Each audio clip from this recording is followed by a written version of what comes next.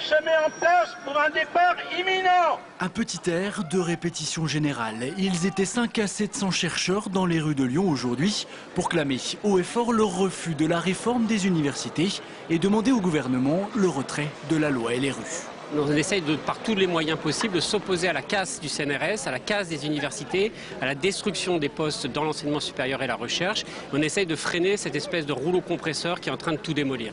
Première revendication du cortège, non à l'affaiblissement du CNRS. C'est là que la plupart des postes seront supprimés. Et pour les chercheurs, c'est plus qu'un symbole, c'est la fin du système de recherche nationale. Le CNRS va abandonner 50% de ses unités de recherche d'ici 4 ans. On perd tout le potentiel de recherche nationale que l'on a et les universités par ailleurs, qui ont un budget à peine constant alors que leurs charges s'accroissent, ne peuvent absolument pas reprendre cette activité-là.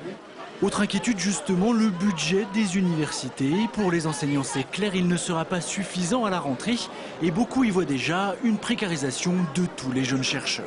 Doctorants, précaires, il y en a marre de la galère. Maintenant, la plupart des jeunes chercheurs qui vont être embauchés le seront en CDD et non plus en contrat à durée indéterminée avec le statut d'enseignant-chercheur. C'est-à-dire qu'il y aura des CDD de 1 an, de 5 ans.